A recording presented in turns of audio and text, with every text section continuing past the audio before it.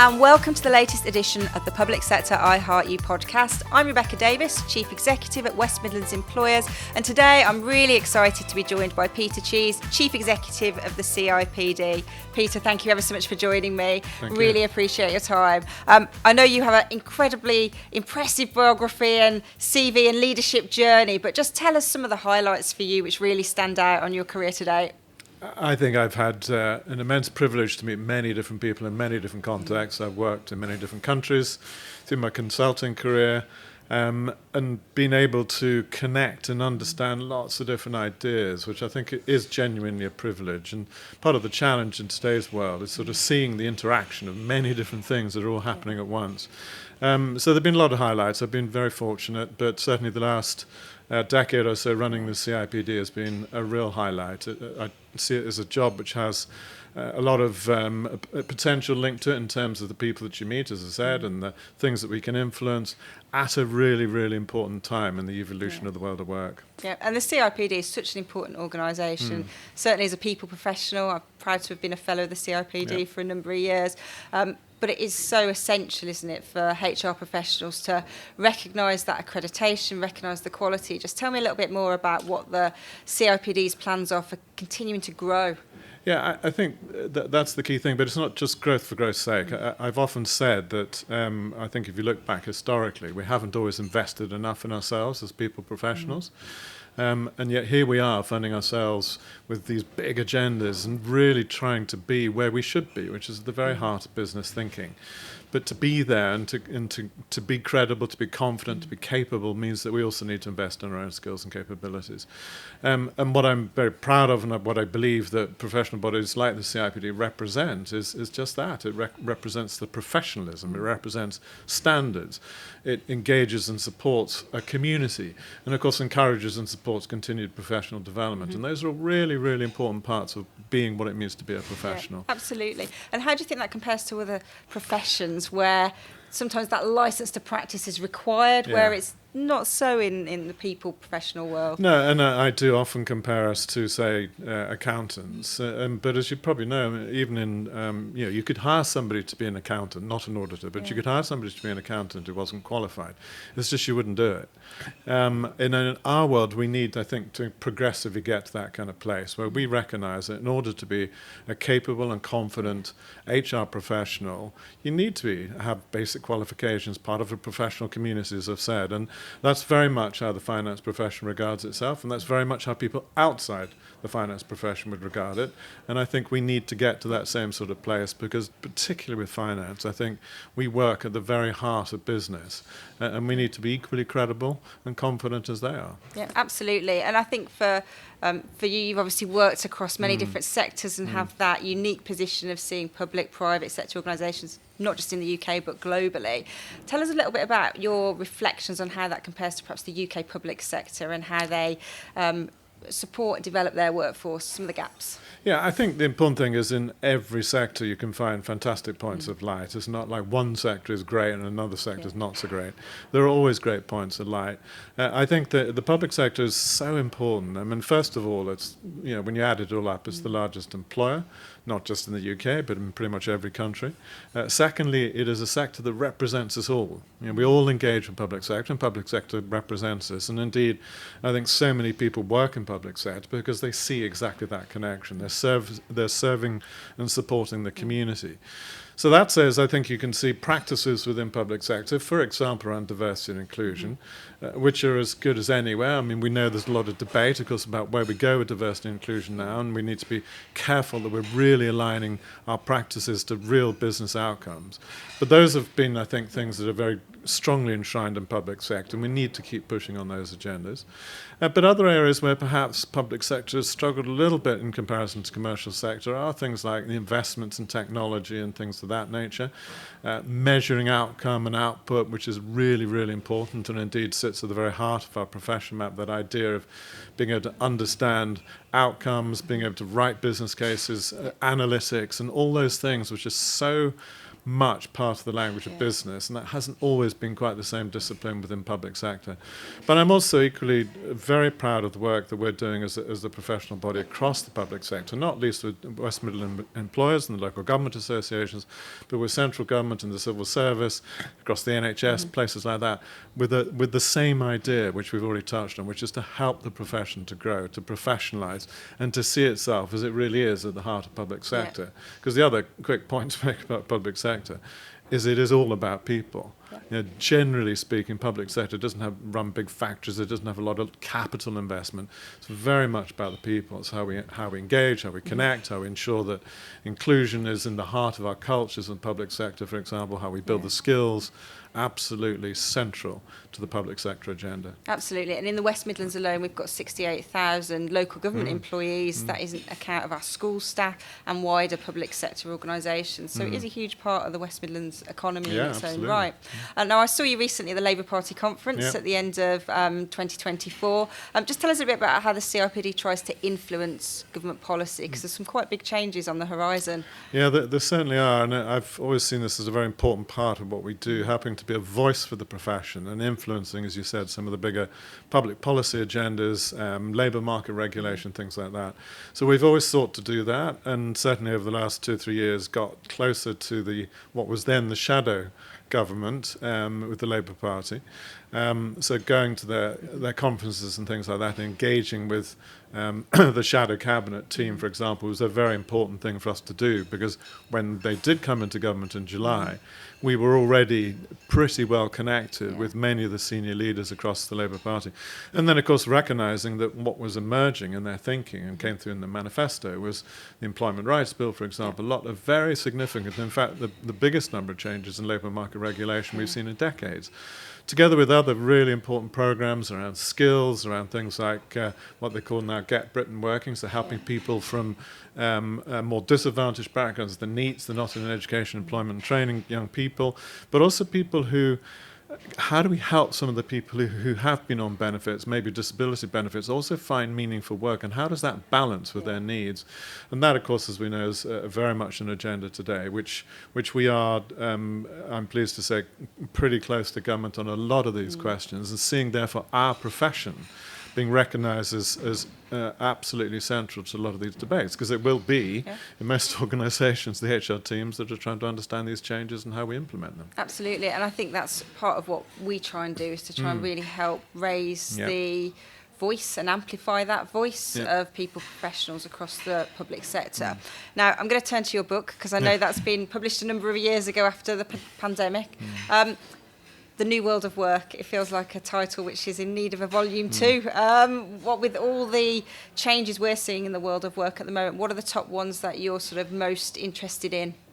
Yeah, it's, as you said, I wrote that sort of 4 or 5 years ago now, and I touched on many of the themes which, of course, we're now seeing emerging very strongly. An obvious one around artificial intelligence, AI, and what impact that's going to have on the world of work. And, of course, in the last couple of years, we've had this rapid rise of so-called generative AI.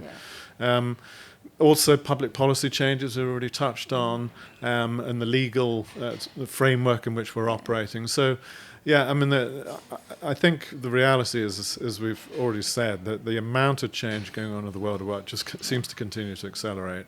I have often used this sort of basic pestle analysis of political, economic, social, technological, legal, and environmental, and it's extraordinary to think of how much change is happening in every one of those dimensions. And we need to be able to see that holistically, see the connections and interconnections of ideas and influences on the world of work. Another obvious thing that's happened since the pandemic, because this was really written during the pandemic, was how much more flexible working we're seeing, and the whole debate about hybrid working, and the growing concern around things like skills and skills gaps. So I think many of those themes have been with us for a while. I was touching on them as I wrote in the book, but they continue to evolve, and we continue to need to understand and keep, therefore, our skills, as we've already said, keep our skills as a profession as current as we can, and helping to both lead our own functions, but most importantly, to lead and guide our organisations in this new world of work. Yeah, no, absolutely. And I think AI is a particularly important theme, which is dominating conversations in every boardroom, every leadership team across our organisational base in the West Midlands. So tell us a little bit about how the CIPD is helping to support organisations move forward at pace with AI. Yeah, I mean, the first thing to say, I think, about it is that I believe we had a very profound role as a profession working with this kind of technology to ensure, for example, ethical and responsible use across organisations. We also need to understand, of course, things like the potential job impacts and the skills impacts. And in understanding those things, also making sure that we are helping people to transition. I think one of the worries that a lot of people have about AI is that some people get very disadvantaged and will potentially polarize the workforce. So I've long been using this phraseology, which has been used, interestingly, in the energy sector as we transition from fossil fuels to a green economy, of a just transition. And we need to think about a just transition in an AI, increasingly AI-powered world. So in all of that, things like, as I said, understanding ethical and responsible use, understanding jobs and how we design and make sure that we're using technology to, frankly, design better jobs that are good for people, good for their well-being. We can see many trends in work that haven't been pointing that the right direction. We see too many people feeling stressed by their jobs as opposed to jobs that are good for them, good for their mental health and well-being, but also using their human skills effectively. And I think that's an incredibly exciting and empowering agenda for our profession to be right at the heart of that debate. And finally, I'd say I'm encouraged when I talk to AI people. I mean, technology and people have always been my sort of two joint passions. When I talk to AI people, so often they say, we need HR in the room. Yeah. They recognize this is not just about creating a bunch of clever tools. It's how we use them responsibly and help drive a better world of work. Absolutely. It's the cultural aspect, isn't it? It's the adoption, it's the use. And I think I see AI as that sandwich, isn't it? The people are either side of it. The technology sits in the middle, but it's people driving it, people benefiting from the output of it. Yes. So tell me a little bit about how the CIPD is focusing on bringing young people into the workforce and the skills agenda, because for me, that is where sometimes organisations, there's a real big void between what young people want to be able to do and are able to do when they come in to the world of work and to what organisations expect and perhaps look for. Yes, it's a really important question, and over the years we've done a lot trying to understand these. I mean, I personally have engaged a lot in these agendas, talking to schools, talking to colleges. We work with many different organisations like Youth Futures Foundation and Education Employers and Careers Enterprise Company. There are many organisations that are very focused on how do we help young people make that transition from the world of education into the world of work. So, for example, we quite a while ago worked with a group called Skills Builder Partnership to help understand what are the common skills that we all need, the essential skills. They've sometimes been referred to in the past as employability skills. And what we need is a consistent and common language so that young people coming out of the educational system can understand the kinds of things that we're looking for as employers. And just to touch on the AI topic, I mean, if that is changing the nature of jobs more and more rapidly, then it is making organizations focus more and more on these essential skills. So I want people who can have critical thinking, who can communicate effectively, who can collaborate and work in teams. And these are life skills as much as they are job skills. So, as I said, one of the areas that we've been focused on is to help to develop that common language and using frameworks like Skills Builder Partnership, and seeing that is, interestingly, not just a set of skills that help people transition into work, but interestingly are also the skills that will help them progress in work. But other things that we're seeing now and engaging a lot on, we touched on some of the government agendas, so where Skills England goes, for example, we've long said that there needs to be more coherent skills policy, which is more clearly linked to business demand. And that requires both sides to work together, because we haven't always been that clear in business ourselves and what skills and capabilities we need. And being able to build these mechanisms to help people to transition into work, to have businesses invest more in skills, because we have fallen behind significantly in what we invest in the skills of our workforce. And those are really critical issues related to things like productivity. So how we also encourage businesses, therefore, to in some cases, reinvent how we do learning and development, maybe using technology like AI to deliver learning in the flow of work and help people to be coached through their learning journeys. All these possibilities that we now have to make a better world of work. Absolutely, and I think there is a real divergence as well about how schools prepare young people to enter the workplace, and to a certain extent universities, because there is a real misalignment, I think, sometimes with the national curriculum and what qualifications offer versus what then employers want.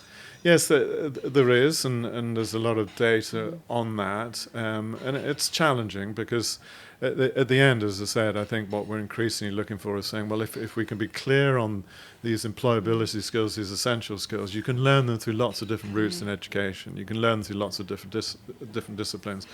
Yeah, I think businesses are perhaps overly focused on, say, STEM. Everything's got to be STEM, science, technology, engineering, mathematics. And yes, we need the discipline of thinking that those skills can create.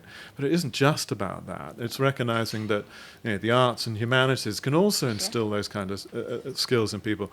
So, our view is that if we can get a better understanding through the national curriculum and then into the world of work around this language of essential skills, equipping young people, therefore, not just for the world of work, but for life skills better, and that recognizing also that we have a role to play in that as businesses as well. We can help with that agenda with skills. We can help engage young people and help them understand what the world will look like, what the world of work will look like for the future. Yeah, no, absolutely. I mean, I'm conscious it's such a big agenda. We could talk in depth on each of those themes, but if you had to summarise what your big ask is really for people, professionals within the UK, what would that be? I would say it would be to step up. I mean, what is going on around us, an extraordinary set of challenges, but also opportunities. And I think this is an incredible time for the profession to step up and have that confidence to engage in these really big debates about what's the nature of our organisation, our culture, how do we drive inclusivity and in the best ways, how do we upskill and reskill our workforces so that they're capable of delivering the business outcomes that we need, but also that we supported them individually and creating better jobs for people. I mean, these are enormous agendas and very exciting agendas, but I think we also have to step up a bit and, as I said, recognise where we need to build our skills, invest in ourselves, recognise that we should be holding ourselves to account for the skills and capabilities and the standards and so forth, and professionalise.